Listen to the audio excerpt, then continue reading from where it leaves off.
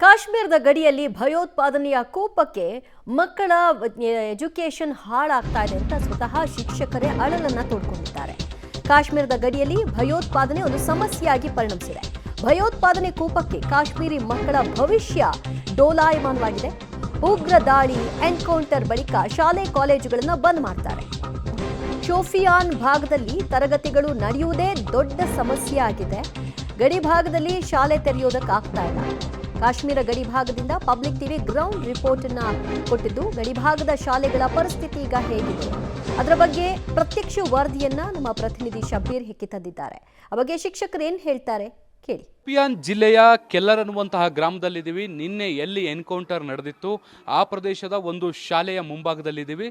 ನನ್ನ ಹಿಂಭಾಗದಲ್ಲಿ ನೀವು ನೋಡ್ಬೋದು ಗೌರ್ಮೆಂಟ್ ಮಿಡಲ್ ಸ್ಕೂಲ್ ಕೆಲ್ಲರ್ ಅನ್ನುವಂಥದ್ದನ್ನು ಗಮನಿಸ್ಬೋದು. ಇದೊಂದು ಮಿಡಲ್ ಸ್ಕೂಲ್ ಆಗಿರುವಂಥದ್ದು. ಇಲ್ಲಿ ಬಹಳಷ್ಟು ಮಕ್ಕಳು ಈಗಾಗಲೇ ಓದ್ತಾ ಇದ್ದಾರೆ. ಇವತ್ತು ಶಾಲೆ ಕೂಡ ತೆರೆದಿದೆ. ಇಲ್ಲಿ ತರಗತಿಗಳು ಕೂಡ ನಡೀತಾ ಇದ್ದಾವೆ. ಆದರೆ ಇತ್ತೀಚೆಗೆ ಕಾಶ್ಮೀರದಲ್ಲಿ ನಡೀತಾ ಇರುವಂತಹ ಸಾಕಷ್ಟು ಬೆಳವಣಿಗೆಗಳಿಂದಾಗಿ ಪದೇ ಪದೇ ಶಾಲಾ ಕಾಲೇಜುಗಳನ್ನು ಮುಚ್ಚಬೇಕಾದಂಥ ಅನಿವಾರ್ಯತೆಗಳು ಬರ್ತಾ ಇದ್ದಾವೆ.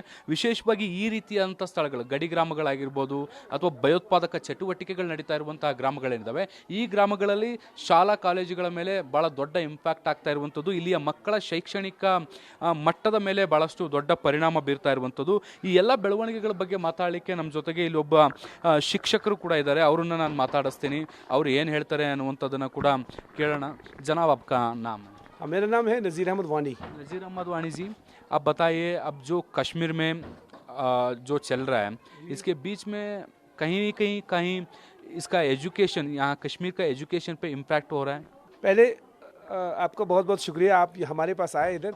तो पहला जो पीरियड था मिलिटेंसी का, तो तब तो ज़्यादा दिक्कत होती थी। जहाँ भी कोई एनकाउंटर होता था तो हम वहाँ 2-3 दिन तो वहाँ बिल्कुल स्कूल व कॉलेज जो है वो मुतासिर रहते थे। लेकिन अब मुझे ऐसा महसूस नहीं हो रहा, अब तो बिल्कुल चल रहा है। अब जो पिछले दिनों जो इंडो पाक जो हालात थे कशीदा, तभी 2-3 दिन छुट्टियाँ रहीं, लेकिन हम ऑनलाइन मूड में बिल्कुल बच्चों के साथ इन टच थे। हम अब ये डिस्टर्बेंस जो है हम उसको ज़्यादा बर्दाश्त नहीं करते। हम किसी भी तरीके से स्टूडेंट्स तक पहुंचते हैं और हम आजकल ज़्यादा पीसफुल फील करते हैं। हमारा जो इलाका है, चूँकि यहाँ कोई बॉर्डर लाइन नहीं है, कोई ऐसी दिक्कत नहीं है, इसलिए यहाँ हमारे स्कूल जो है पीसफुली काम कर रहे हैं अच्छी तरह से। बट आर्मी सोर्स कहते हैं बॉर्डर लाइन तो नहीं है, बट यहाँ लश्कर और अदर मिलिटेंट्स का ग्रुप्स थोड़ा एक्टिव ज़्यादा रहता है जो पहाड़ी इलाके पे। तो कल भी एक एनकाउंटर चला था इधर। उस टाइम पे आपका स्कूल बंद रखा था, खुला रखा था? कैसा था कल का माहौल? नहीं, असल में ये एनकाउंटर कल जो हुआ बिल्कुल यहाँ पास में ही, ज़्यादा दूर नहीं है, लेकिन तब भी हमारा स्कूल यहाँ हायर सेकेंडरी है बिल्कुल पीसफुली काम कर रहे थे अच्छी तरह से। हमने गेट बंद करके अपने बच्चों को अच्छी तरह से रखा और पूरे टाइम हमने काम किया। अब उतनी ज़्यादा डिस्टर्बेंस एजुकेशन सेक्टर में गाँव में नहीं होती है। ओके, ये मुश्किल के टाइम पे क्या स्कूल कॉलेजों को थोड़ा सिक्योरिटी देने का ऐसा कुछ होता है क्या? मुझे नहीं लगता ऐसा इतना ज़रूरी है, लेकिन जिन जगहों पे सिक्योरिटी को लाजमी करार दिया गया है वहाँ पे होना चाहिए। स्कूल कॉलेज तो अच्छी तरह से पीसफुली काम कर रहे हैं अच्छी तरह से। मैं कल एक कॉलेज में थोड़ा स्टूडेंट्स को भी मीट हुआ था. उन्होंने भी कहे रहते जो ये इंसिडेंट्स होते हैं कश्मीर में, जो एजुकेशन में ज़्यादा इम्पैक्ट होता है, specially college students, syllabus complete नहीं होता है, एग्ज़ाम्स के टाइम पे दिक्कत नहीं होता है. तो आप क्या कहना चाहते हैं इसके बारे में? मैं तो यही कहता हूँ कि अगर आप श्रीनगर की बात करेंगे तो उन्हें तो हमसे ज़्यादा कुछ हालात होते हैं। मसलन अगर कुछ बॉर्डर एरियाज़ बंद होते हैं तो श्रीनगर पे इसका असर पड़ता है। जब हम गाँव की बात करेंगे, अदर डिस्ट्रिक्ट्स की बात करेंगे, तो वहाँ श्रीनगर से काफ़ी कम इम्पैक्ट होता है। आपको पता रहता है जो बॉर्डर विलेज में क्या सिचुएशंस होता है सर स्कूल्स का? बॉर्डर विलेजेस में स्कूल्स का सिचुएशंस क्या होता है जनरली? बॉर्डर विलेजेस में तो स्टूडेंट्स को दूर दूर मतलब घरों से आना पड़ता है, वो ओपन में होते हैं, शेलिंग वगैरह होती है, तो वहाँ दिक्कतें बहुत ज़्यादा होती हैं।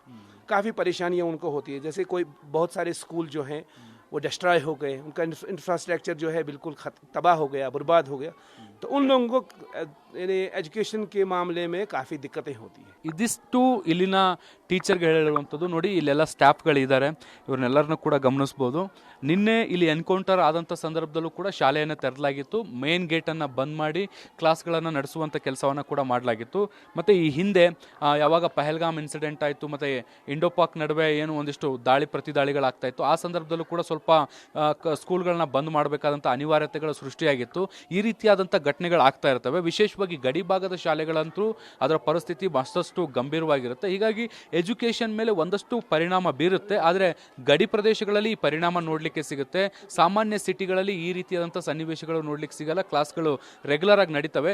ಎಲ್ಲೋ ಒಂದು ಕಡೆ ಈ ರೀತಿಯಾದಂಥ ಭಯೋತ್ಪಾದಕ ಚಟುವಟಿಕೆಗಳು ಮತ್ತು ಈ ಎರಡೂ ದೇಶಗಳ ನಡೆಯುವಂತಹ ಕಾನ್ಫ್ಲಿಕ್ಟ್ಗಳಿಂದಾಗಿ ಈ ಜಮ್ಮು ಕಾಶ್ಮೀರದಲ್ಲಿರುವಂತಹ ಎಜುಕೇಷನ್ನ ಮೇಲೆ, ಶೈಕ್ಷಣಿಕ ವಿದ್ಯಾಭ್ಯಾಸದ ಮೇಲೆ ಒಂದಷ್ಟು ಪರಿಣಾಮವಂತೂ ಬೀರ್ತಾ ಇದೆ. ಕ್ಯಾಮ್ರಾ ಪರ್ಸನ್ ಜಿತೇಂದ್ರ ಕುಮಾರ್ ಜೊತೆ ಶಬ್ಬೀರ್ ನಿಡಗುಂದಿ, ಪಬ್ಲಿಕ್ ಟಿವಿ, ಕೇಲಾರ್.